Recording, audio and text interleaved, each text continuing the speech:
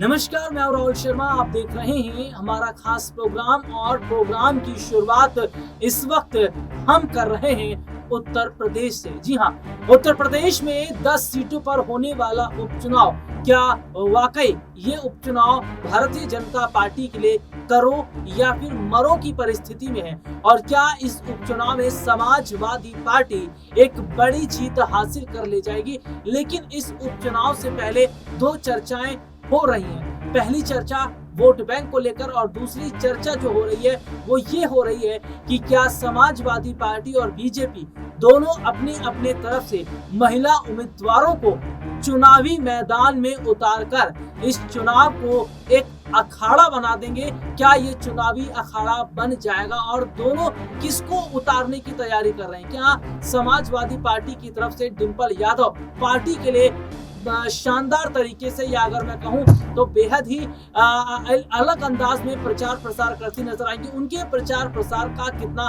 फर्क उपचुनाव पर पड़ेगा?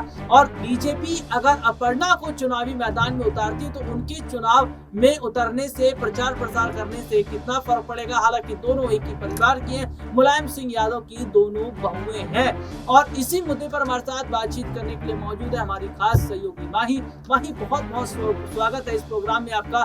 और सबसे पहला सवाल माही मेरा यही रहेगा कि चर्चा हम ये देख रहे हैं कि बीजेपी के लिए ये उपचुनाव वाकई बहुत ज्यादा एक कहा जाए तो अग्नि परीक्षा से कम नहीं है। जिस तरीके से माता सीता ने अग्नि परीक्षा दी, तो अब अग्नि परीक्षा देने की जो तैयारी है वो योगी आदित्यनाथ कर रहे हैं। इसीलिए मिल्कीपुर जैसी सीट की जिम्मेदारी उन्होंने अपने अगर मैं कहूं तो सरताज ले लिया। उन्होंने कहा कि मैं यहाँ से पूरी कोशिश करूंगा कि बीजेपी को एक ऊपर की तरफ लेकर जाए, ग्राफ लेकर जाए। तो क्या अगर मैं देखा जाए जिस तरीके से चर्चा अपर्णा यादव की भी हो रही है, तो क्या बीजेपी अपर्णा को अगर उतारती है प्रचार प्रसार के लिए, तो क्या सपा भी डिंपल को उतारती है प्रचार प्रसार के लिए? तो क्या मुलायम परिवार की दोनों बहुएं अगर उतरती हैं तो कितना फर्क इसका चुनाव पर पड़ता नजर आएगा?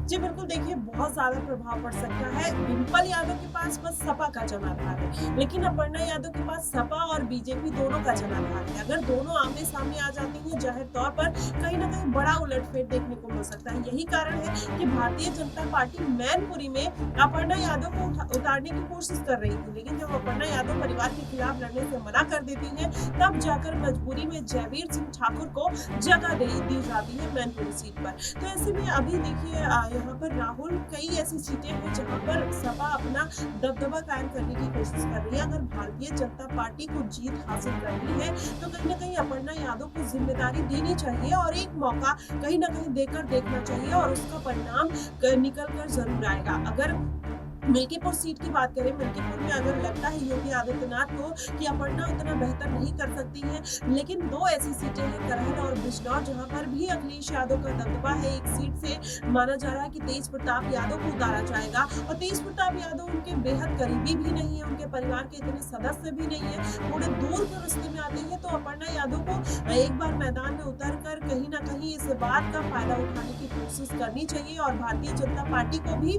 इसका पूरा फायदा उठाना चाहिए। वहीं बिजनौर सीट की भी बात करें, बिजनौर सीट पर भी आजाद रावण है, वो अपनी पत्नी वंदना कुमारी को उतारना चाह रहे हैं। मायावती भी, अगर ऐसे में महिला कैंडिडेट्स होंगी तो कहीं ना कहीं अपर्णा यादव उनके लिए एक बेहतर चुनौती के रूप में सामने आ सकती है और वहां पर भी सपा का जनाधार अपर्णा यादव के साथ भी जाता हुआ नजर आएगा। जी माही, मेरा सवाल ये है कि क्या आखिरकार वजह है कि भारतीय जनता पार्टी में वो रोल अपर्णा यादव को नहीं मिल पाया जो रोल उन्हें मिलना चाहिए था? हमने देखा कि बीजेपी में कई बड़े बड़े चेहरों को जगह दी गई, उनको मंत्री पद पर बिठाया गया, उनको अलग अलग मंत्रालय दिए गए, लेकिन अपर्णा यादव का जनाधार जब से उत्तर प्रदेश में आई है तब से कहाँ है वो नजर नहीं आ रहा है। तो क्या माना जाए कि बीजेपी में आकर फंस गई हैं अपर्णा यादव और बीजेपी में ना आती और सपा में रहती तो वहां पर उनको बड़ा फायदा मिल सकता है? देखिए, बीजेपी भी जानती है कि अपर्णा यादव किसी अंतर कलह की वजह से भारतीय जनता पार्टी का उन्होंने रुख किया है। नहीं तो आप देखिए कि सपा पार्टी में परिवार का कोई ऐसा सदस्य नहीं है जो सत्ता में नहीं है, जो किसी पद पर नहीं है, जो इसने चुनाव नहीं लड़ा है। अपर्णा यादव की अगर बात छोड़ दी जाए, तेज प्रताप यादव उनके दूर के रास्ते में है, फिर भी वो चुनावी मैदान में है। वहीं अखिलेश यादव, डिम्पल यादव, शिवपाल यादव और फिर बात कर लिए जो है धर्मेंद्र यादव, सब लोग देखिए परिवार के जितने भी बड़े-बड़े लोग हैं सब पॉलिटिक्स में है और बेहतर कर रहे हैं। वहीं अपर्णा यादव परिवार छोड़कर भारतीय जनता पार्टी का रुख करती है, तो कहीं ना कहीं कुछ अंतर कलह होगी, कुछ ऐसे वैचारिक मतभेद होंगे जिसकी वजह से अलगाव हुआ है और इसका फायदा भारतीय जनता पार्टी उठा रही है। अगर अपर्णा यादव को इतना होता वो छोड़कर चली जाती। कई ऐसी पार्टियां हैं जो उनका दामन थाम लेती, लेकिन कोई ऐसी मजबूरी की वजह से ही अपर्णा यादव भारतीय जनता पार्टी में टिकी हुई है। और कोई आप बताइए, इस बार कांग्रेस पार्टी ने यहाँ पर गठबंधन कर लिया अखिलेश यादव के साथ और कहीं ना कहीं उनका रुझान देखने को मिलता है। मायावती की पार्टी का जनाधार गिरता ही नजर आ रहा है, तो आखिरकार अपर्णा जाएंगी कहाँ? अगर सपा पार्टी से उनके वैचारिक मतभेद है तो किस पार्टी का रुख करेंगे? भारतीय जनता पार्टी में रहना कहीं ना कहीं उनकी मजबूरी है। और इसके पहले भी जब उनसे पूछा गया, उन्होंने बयान दिया तो वो बात कहते हुए नजर आई कि वो भारतीय जनता पार्टी में खुश है, उनको किसी भी तरीके की कोई परेशानी नहीं है। अब ऐसे में उनको अंदर से पता होगा कि उनके राजनीतिक भविष्य के लिए इस पार्टी में रहना बेहतर है या नहीं बेहतर है, या फिर अब 2 साल हो गए अगर जिम्मेदारी नहीं मिलती है तो हो सकता है मजबूरी बस उनको सपा पार्टी का रुख करना पड़े। लेकिन अभी तो इस तरीके कोई आसार नहीं दिखाई दे रहे। वहीं योगी आदित्यनाथ के साथ उनके रिश्ते बेहतर है, उनको अपना भाई मानती है, राखी बांधती है, तो कुछ न कुछ ऐसे फैक्टर्स हैं जो उनको बांध कर रखने की कोशिश की जा रही है भारतीय जनता पार्टी के द्वारा और अपर्णा यादव की मजबूरी का फायदा भी उठाया जा रहा है। तो देखिए, सबसे बड़ी और अहम बात यह है कि अपर्णा यादव को बीजेपी में रोल इसलिए नहीं दिया गया है क्योंकि ये बात बीजेपी मानती है कि अपर्णा यादव के पास ना तो वोट बैंक है, ना उनका अपना कोई बड़ा जनाधार है, और सबसे बड़ी और महत्वपूर्ण बात यह है कि अपर्णा यादव का वोटर पर उतना बड़ी, या मैं अगर कहूँ वोटर पर उतनी बड़ी छाप भी नहीं है जो छाप उनकी होनी चाहिए। लेकिन यहाँ पर सवाल, अगर मैं कहूँ जो हमारे साथ माही जुड़ी हुई, माही ये अगर देखा जाए तो डिम्पल यादव जिन्होंने कभी ये फर्क नहीं किया अपर्णा यादव में कि उनकी छोटी देवरानी है या परिवार की छोटी बहू, हमेशा एक साथ मंच पर आती नजर आई थी, दिखाई देती नजर आई थी।